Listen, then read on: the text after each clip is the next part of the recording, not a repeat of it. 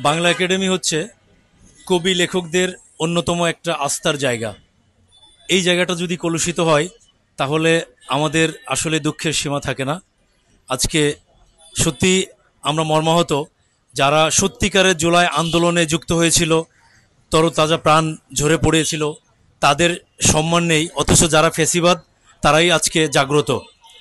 যাই হোক, আমি জুলাই আন্দোলন নিয়ে একটা কবিতা লিখেছিলাম, ওই কবিতাটা পাঠ করার চেষ্টা করছি। মানচিত্রের নাম বাংলাদেশ। আজ নতুন করে স্বাধীনতার গন্ধ পেলাম, অস্থি মস্তিষ্ক আর হৃৎপিণ্ডে কিছুটা মেখে নিলাম। স্বাধীনতা কি আর এমনি এমনি আসে? তাকে পেতে হলে রক্তের স্রোত সাঁতরে তবেই আসতে হয়।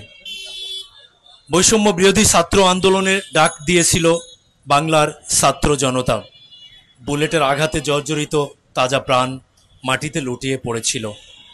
আর যারা বেঁচে আছে, বুলেটের অভিশপ্ত সেল পায়ে বেঁধে অথবা চোখে, কেউ কেউ চিরতরে দুনিয়া দেখার দৃষ্টিশক্তি হারিয়ে ফেলেছে। তবুও তাদের একটাই সান্ত্বনা, আমার দৃষ্টির বিনিময়ে কেটে যাক এই দেশে বৈষম্যতার রেশ। সেদিন বুলেটের আঘাতে যে ছাত্র পা হারিয়েছিল, সেও আজ বলছে, আমি খুঁড়িয়ে খুঁড়িয়ে চলছি, তাতে কি হয়েছে?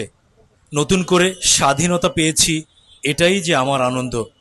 সেদিন উত্তরাতে যে মুগ্ধ পানি লাগবে চিৎকার করে বেরিয়েছিল, অবশেষে ক্ষমতালোভী হায়েনাদের বুলেটের আঘাতে মাটিতে লুটিয়ে পড়ল।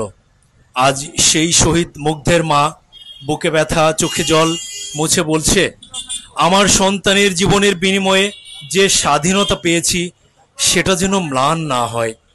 স্বাধীনতা এমনই এক নেশা, যারা বুলেট টিয়ার সেলকে উপেক্ষা করে বুকের রক্তে ঝরিয়ে নতুন একটি মানচিত্রের জন্ম দেয়। আর এই মানচিত্রের নাম বাংলাদেশ। জয় হোক জুলাই বিপ্লব আন্দোলন। ধন্যবাদ।